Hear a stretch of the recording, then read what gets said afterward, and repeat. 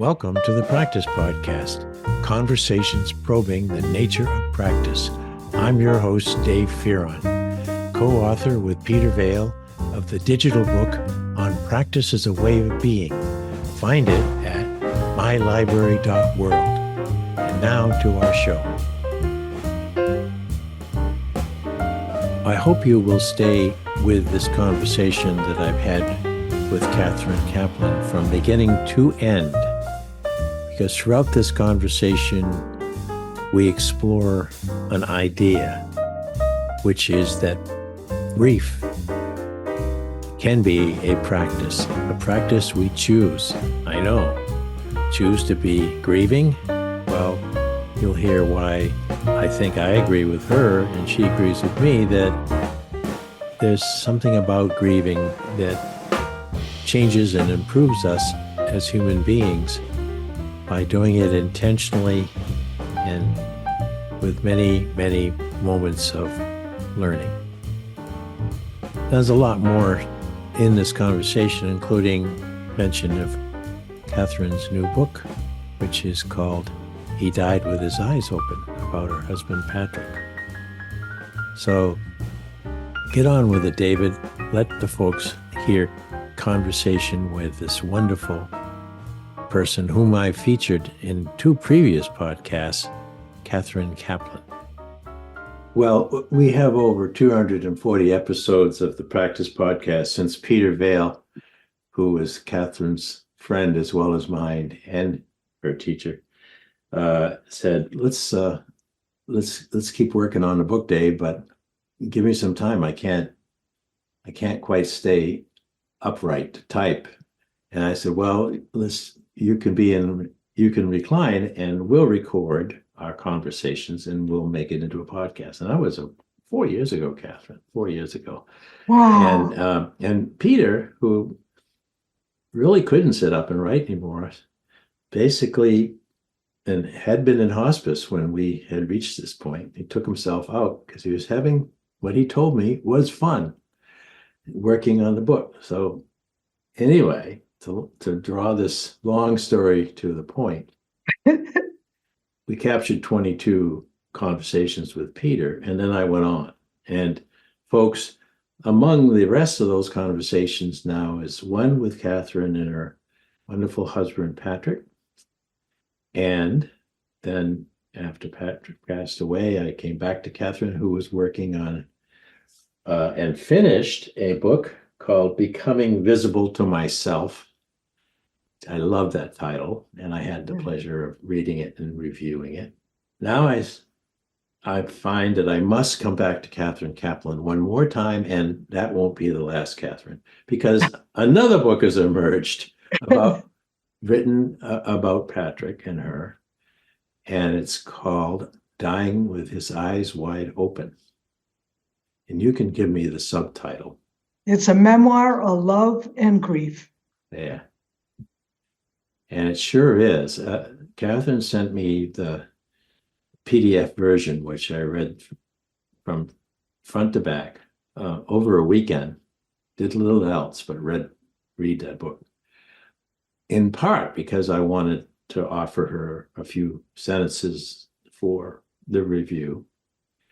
The other part was it was reading from the marrow out to read about a love, a loss, and then what do you do with the rest of your life called grieving.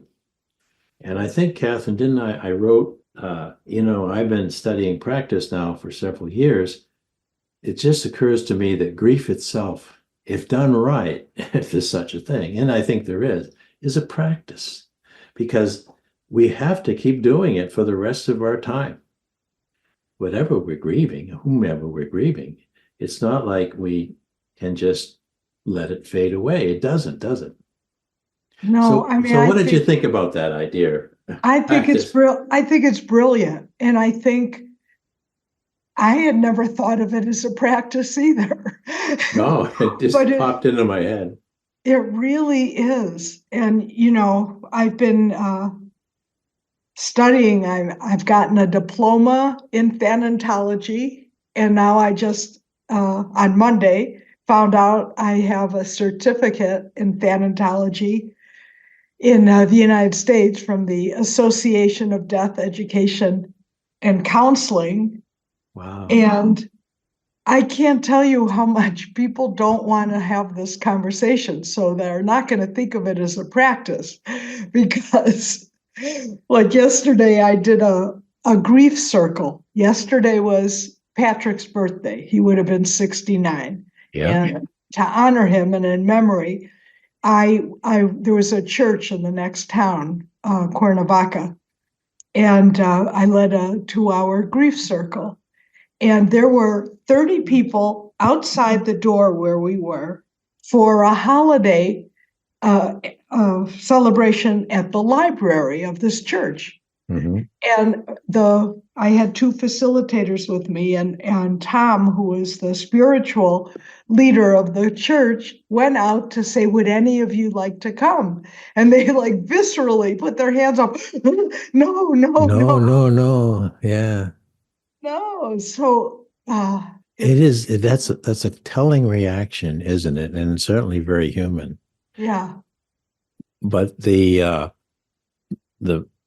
way you made your grieving a practice and that's characteristic of Kathryn Kaplan, and is first you kept a journal. Yes. And during those horribly difficult times, not soon after you and I and Patrick had our first episode of the podcast, right, you kept a careful documentation, not just clinically factual, but of your feelings and your observations right through that whole long, very tough process. So you made a study of it. Why did you feel you needed to journal that period? it's I guess everybody finds what they need to heal, but for me, I need to write. And Yeah. I think, really way back with Peter, he used to say to me, if you're not writing, you're not right. Oh, yeah, that would be Peter. and I would think, I was like in a, what do you call it when you're drinking and you don't drink a dry something? Anyway, drunk. a dry drunk. That's what I was drunk. like, because I wouldn't write for a long time. I can't believe you're not writing, because I've seen your journaling in the first Yes. book and now this book, and it is without fail. I mean, every day there's something there, or at least every several days when something significant came up. So what broke the drought on your writing? Oh, Can you well, remember back then? I mean, let me say, you're right. See how I deny, like the whole time I was in after the doctoral program, which I did write, that was real writing for the yes. dissertation. And after that, I did keep up. I had 32 journals over 25 years. And I discounted that until I wrote the book, my first book on analyzing, doing a dissertation on my journals, qualitative research. And then I owned that was writing and I wrote about it. So I like that. Yeah. And so for Patrick, I mean, it was just essential. I mean, because it was, I guess, to integrate, to not just have emotions or denial of emotions. By writing, I stayed present to what was happening and to how I felt inside. And, it's funny because this exam that I took, which I had to study for 3 months, it was 2 textbooks. It's self-study on death, dying, and bereavement. And it was 1,200 pages in the textbook. And it was just murder. I was like hating it, although I love the topic, but it was textbooks. It wasn't a novel or anything. No. And the way I survived that, I started at a certain point, I said, oh, I have to take notes on my process because it's how I process, I guess, is by writing. And so when I took the exam, I came home that night. I had to go to another town because my internet is never stable. And I wrote a roadmap of how I studied and survived. And and so it helped me because I got to the end of the article that I wrote that night and realized, well, if I pass or fail, I already learned so much that it's okay. I'm going to be okay. But thank God, I just found out that I did pass. Yes. Yes, I passed. Yes. And you're not 25 anymore when that used to No, be normal. Okay, I passed this exam, that exam. right. So you put yourself in the stream.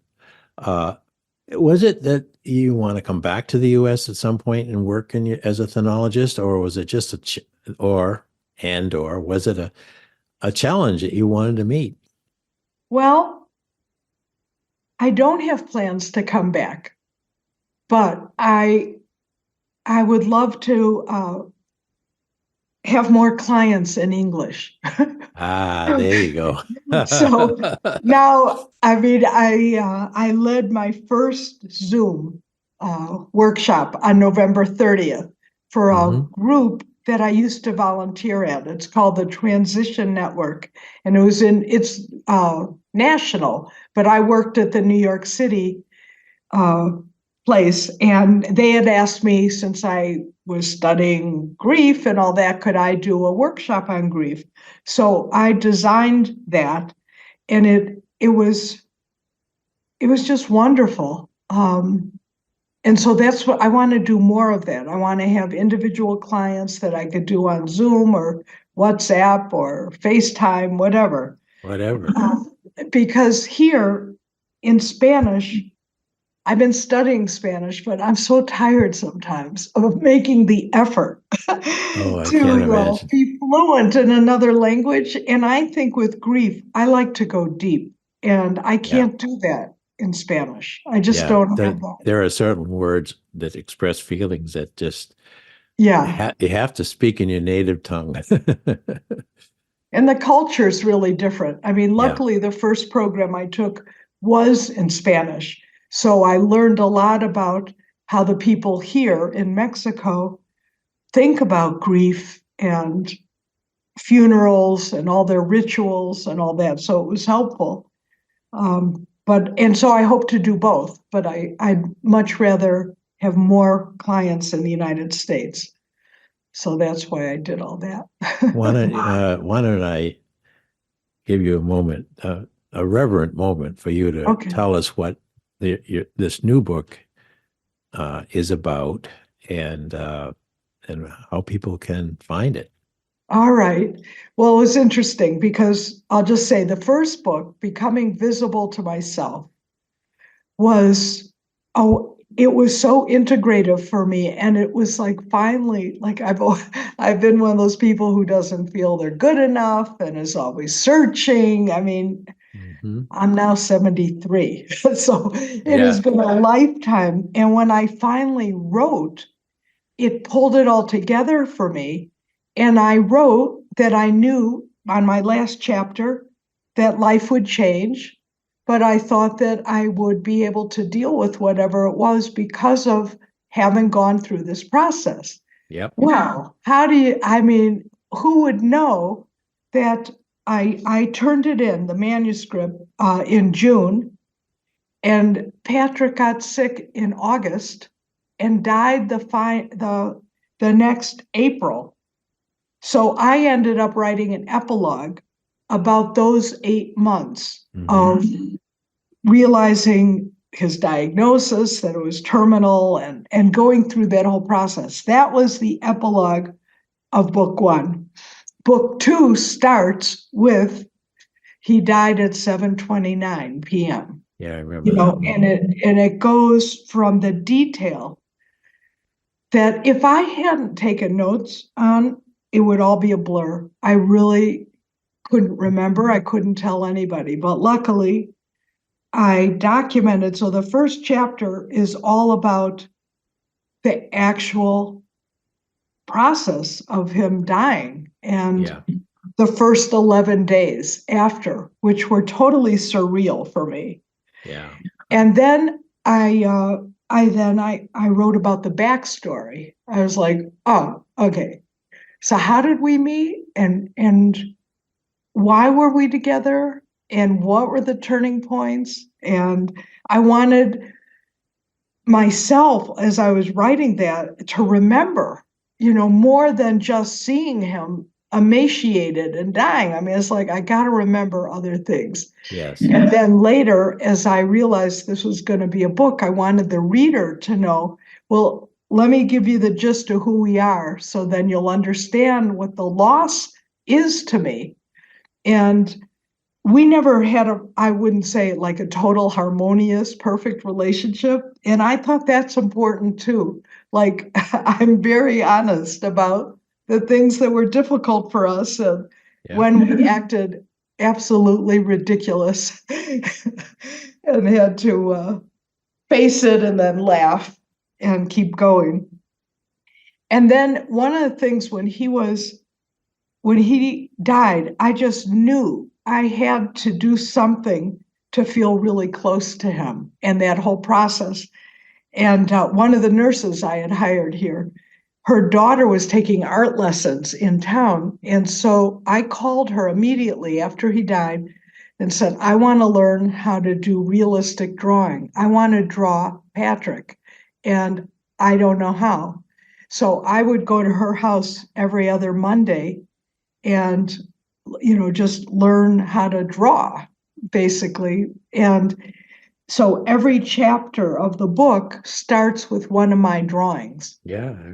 And That yeah, was quite impressive. And it I didn't know really, you didn't really feel you could draw until that's another feature of my admiration for you. And it goes along with about every other thing I've learned about you, Kathryn, which is I start out with not knowing I can do something, or knowing I right. know something. And then I say, well, I'm going to know and I'm going to do. And off you go, study, study, study, study. And then you've got it. So in not to break the flow here too much, but to Yes, say that in this practice, which we've kind of called grief, yes, the journaling was to be present in the moment, right up yes, to the moment. And then afterwards, taking something that's so deeply important to you and making it helpful and important to us, society, the people. yes, I can't think of any human being who's not going to be facing grief, and even by the time they're 5. So it's universally experienced in a range between horribly, and if there's such a thing as experiencing grief wonderfully, then it's being done that way. And I think you're showing us it's coming, particularly the most significant losses, like a yes, husband or a wife or a partner. And so you turned it into something that's generative, I think is probably the better pronunciation. Wow. Just wow. well, And then thank you. I mean, his loss, losing him transformed my life, yeah, because we moved to Mexico to have an adventure. We were partners in a consulting firm for organization development and healthcare. And I mean, we had no idea. And I'm losing my eyesight. And he's younger. He's supposed to be the one to help be my sighted guide. I mean, the whole thing was the just plan. so, yeah. So forget plans. Like they say, God laughs. So all of that. But then, as I reflected on who he was and the legacy he left, I found my purpose and passion. I mean, I could build on my first career as a psychiatric occupational therapist, my second and longest career as a organization development consultant in healthcare, and then build on that with grief, how to help people. So I'm still helping people. That's been constant throughout my life, but how to turn something that's so scary and negative into something that you learn so much. And then, I went on to have these other programs in grief. I'm still in one that I adore called Grief Therapy as Meaning Reconstruction. And each session is 3 hours on a video, and I get to watch master clinicians talk to their clients, their patients about, their grief journey. So, I am on fire about this, and that I could express what I was going through, but also weave it in with what I was learning so that it's equally personal and professional. That's what I wanted to offer people, something really honest. And Boy, it sure was. yeah. That's why I really couldn't put it down, because, my wife and I had just crossed the line into our 80s, and just we start thinking we've known each other since we were 9. Oh my God. Yeah. Well, being in Maine, by the time we were 10, we were married and had children, of course. I'm terrible about my Maine roots. It's an awful thing to say, but people did marry young back in those days for a lot of our contemporaries. But my point is that it just gripped me and said to my intellect, this is wonderful writing. But in the rest of me, my spirit and soul, as we talked about before we started recording, it got to me. And I have not manifested too many improvements in the way I relate to Connie and to our reality, but it certainly kicked me off the complacency and that feeling that we're just going to live forever and it's always going to be, rainbows and roses. Never was rainbows and roses. There were always a few thorns, but still, it was continuity. And I think that's what we all affect us. Let me switch this quickly to something else that I think when I was sending you a note about this call, I said, loss is finishing. Right. And now you have finished those 2 books and 3 books. And did you feel let down when it was done and over and your editor said, we're putting a cover on it and we're shipping it out? I mean, I have experienced loss when I finish things, especially my dissertation. Oh, yeah. Because, that just took me to a whole new level. Mm-hmm. And as much as it was difficult, I missed it. I missed having a committee who cared about what I was doing. I had never had that experience before. And not to have the committee, like when I'm working, it just was different. So I know what you're talking about. We should bring a committee along in our mind, to pick the smartest, kindest, nicest, toughest people we can, and like install them as like a halo and just keep bringing them along. But yeah, I get it. And I think that is a wonderful strategy, and I had to work hard to create my own inner community and committee. But with these 2 books, I mean, I'm just ecstatic. And so I haven't hit the grief yet because, number one, my publisher wants me to write a 3rd book. See. Yeah, somehow so I'm already thinking about, okay, how am I going to do that next year? And these 2, see, my dream is that people will be moved, just the right people will be moved by these books and contact me and say, thank you so much. That's what I want. And I haven't had enough of that yet. So I'm not, if it doesn't happen, if I don't get some sort of feeling a connection, I will feel grief. I'll feel disappointment and the loss of, I had an expectation that wasn't met. And one of the things I've learned in these programs is that there's a whole body of research and theory now about a type of grief which is called non-death grief or living losses. So these are the things like you're talking about. Finishing a book and feeling that void would be one. Breaking up, having a divorce would be one. Getting an illness, like a chronic illness, Parkinson's or multiple sclerosis, and having to deal with that, or having disabled children. So there's a lot of things that a person would self-identify as grief that isn't from losing a beloved. And I'm getting a lot of interest in that now because boy, talk about a market. Who hasn't experienced that kind of loss and still hasn't figured out how to deal with it very well. I think perhaps it's the time, as I'm looking at the clock. Yes. I mean, in so many ways, you have, in quotes, define grief, which is an awful thing to ask. Like define, God. But if someone were to stop and say, Kathryn, how will I know I'm feeling grief? What's grief like that's not just like any other feeling? Well, so in the field, Yeah. they distinguish between mourning and grief.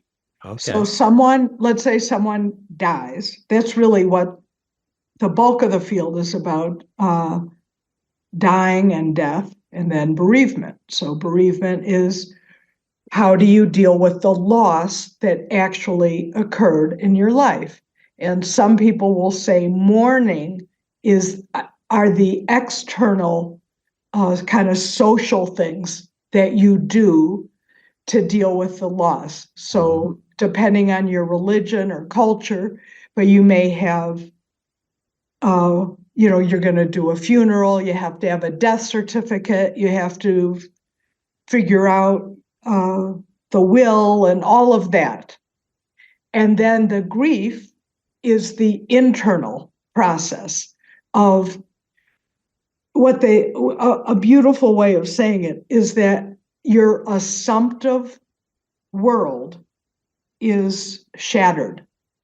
And what I mean is, thinking about you and Connie, you have almost a whole lifetime together of ways of doing things, of talking to each other about work or dealing with your family members or all of those things. And it's so ingrained that it's like you assume certain things and they're just natural. And when you lose, one of you is going to go first, probably. And that is going to shatter your world as you know it. And to be left, in my case, I kept thinking in the beginning, is he just away at work and he'll be back and I'm going to be independent like I am and try to, do what I do until he comes home? Oh no, he's not coming home. So the grief, popular culture knows Elizabeth Kubler-Ross, and she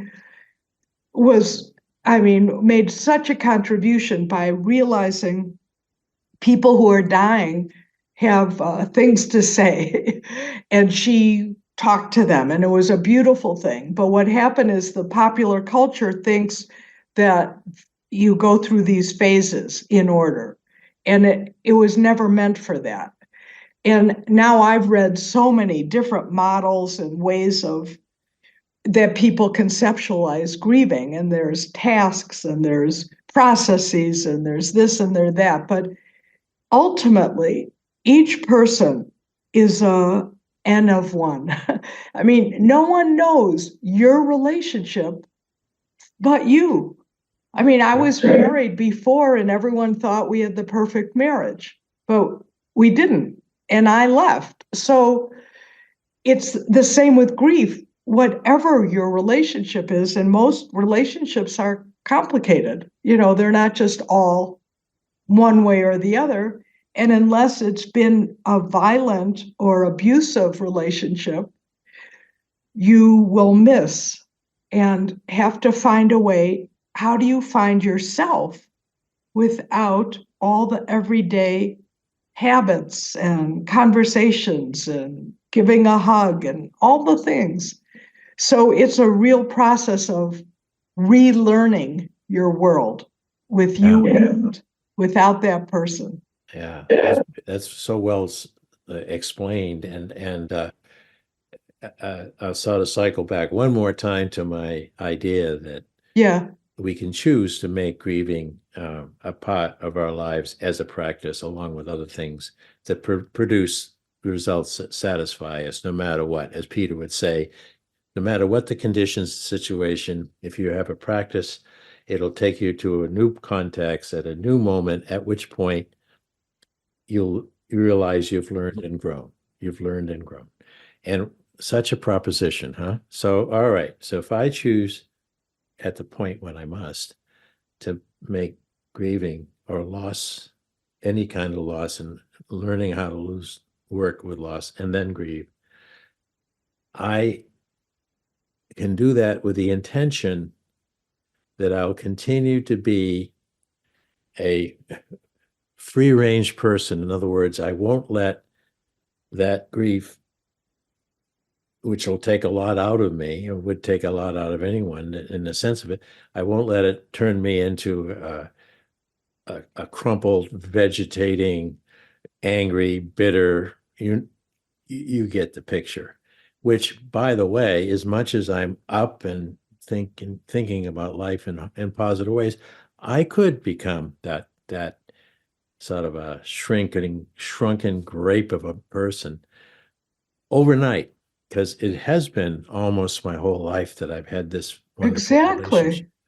And that part terrifies me. Therefore, on this call, I will commit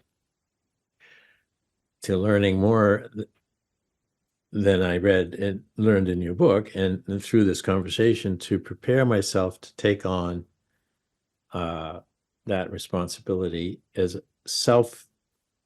I'll give myself that commitment. No minister or anyone else can tell me I must. They can tell me, but I won't.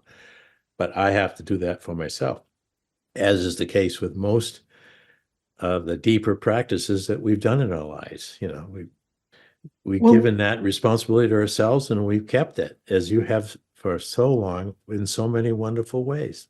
let me talk about the practice Okay. of grief, because I think there's two things to do before you ever get to that point. So one thing is, people say grief, grief, grief. What is it? But I literally did not know how to grieve. And so when I was still working and in New York, I went to a counselor because I'm of my vision and how to kind of anticipate that loss. And she was really perceptive and said, "You're not just grieving that, you're grieving a loss of a childhood that you have denied was very difficult for you." Mm-hmm. So, and then she would say, "You have to grieve." And I'd say, "I don't know what you mean, honestly." And she taught me how to grieve, like, because I would go there every week and she would give me homework. And so I would have to, when I went home, literally make myself feel feelings I didn't want to feel.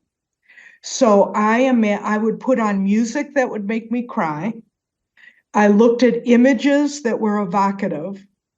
And I would then have a visualization of a sword going into my tummy Oh my that would God. hurt until I could tolerate and make myself feel feelings I didn't want to feel. And I would go back and talk to her about what I did, and I'd show her my journal and all my pictures. And so that is a practice, because if you are not oriented orienting to wanting to feel things that you don't want to feel. No, not I. I'm completely oblivious of all of that. I'm lazy as hell. I don't want to feel anything but glee and joy and No, it's really but terrible. I get exactly what you're talking about. It You does have to take make practice. yourself, You have to make it happen. that is a practice. And Yes, I it is. practiced it. And thank God I did. And then because I wrote the first book, I felt that that allowed me to get out of the way and be present for Patrick, because I was no longer a mystery to myself. That was the word that came to me. I'm not a mystery. I could focus on him, and I did. And then, but you need to have conversations while the person is alive. Yeah. So to not squander that opportunity and to know it's awkward and you don't want to have the conversation any more than you wanted to feel those feelings. But, you got to hold the person's hand and say, how do we do this? How do we talk about this? And I was lucky to have Patrick have a terminal illness with cancer. He was conscious, and so we were able to talk about, do we have regrets? Do we need to forgive each other? And have, and as much as we did all of that, honestly, he never liked like details. Like I have a list of my passwords, and they're like 5 pages long because I try to have different ones. And I didn't know his passwords. So I just didn't have any of those details. And if you think a person doesn't want to talk about it when they're feeling good, they certainly don't want to talk about it when they know they're dying. No, they don't. So I can't urge you enough to prepare. And I have a friend whose husband died about a year after me, and we talked. And what helped her husband was about 15 years older than she was. So they made themselves have that conversation, and he did die before her. And every year they had a notebook of the will and passwords and all their 5 wishes for healthcare. And then every year they would review it and make any changes, because you have to just give it your best shot. Like, well, what if I died this year? I'm in Mexico. My parents are gone. Like, what would I do? And I have to make up what would I do. And then maybe next year, everything will change. I have to do it again. I can't urge people enough to do both the emotional part of, wow, what happens if one of us dies? One of us is going to die. Yeah. What do we need to say to each other to feel whole and express our gratitude and apologize where necessary and give forgiveness? And then the practical things, because one of the models I've learned in the grief is a dual process model. And they say, when you're grieving, so this is after the person has died, you end up you oscillate, and this is normal and it's good, between 2 things. One is the emotion of crying, of calling your friends, of maybe seeing a therapist, of, what do you have to do to cope with this void? And the other side is not every day should be doom and gloom. So like that I went to an art class I felt guilty sometimes because am I allowed to be enjoying something Yes. when I'm grieving? And yes, you oscillate between, you have to go buy groceries, you have to learn to cook for one person, put on music that he loved but makes you cry, and like buck up. You have to like feel it, but pick the music, start having music in your life. So in terms of practice, those are real things to do before, during, and after.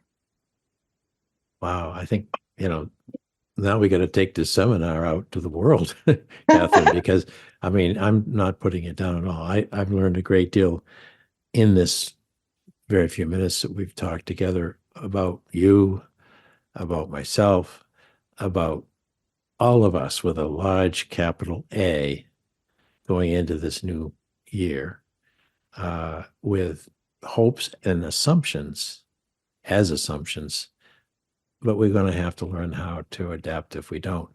And we'll lose one way or another, all of us. So your books, and the one I guess now you're going to write, and your practice as a thanologist. Thanatologist. It's hard to pronounce. It's easier in Spanish. Tanatología. Yeah. Well, I have limited capability to use this mouth of mine to form words that have more than 6 letters in them. But not to put that down, because it's a very important study.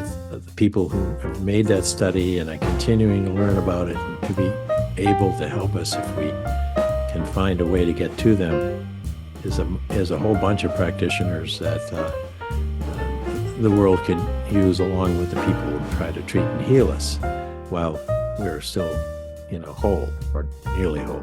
So there's so much going on in my mind, but I want to wish you the 2024, Kathryn, that when I speak to you a year from now, which I will, because I have to have more Kathryn Kaplan episodes. Me too. I'll hear that wonderful laugh. I'll hear that great spirit. I'll get some advice I don't want to hear, but I need to hear, which is good. And we'll both drink a figurative toast to the man who brought us together in the first place. Yes. Peter B. Vaill. So let's tip a figurative glass in 2023 as we're finishing this year, still remembering Peter. Yes. To Peter. To Peter, who I dedicated my first book to. Yes. Yes, and thank goodness that he brought us together. He did. Thank you, David. I love talking with you. I as well. Thank you.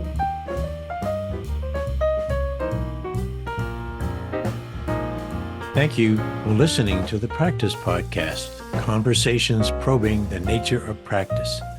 If you'd like to hear more, go to Automatic, Spotify, Apple Podcast, or YouTube. And please consider purchasing our book on practice as a way of being at mylibrary.world.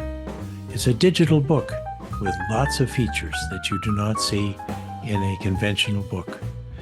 So once again, thank you, and I look forward to you listening again.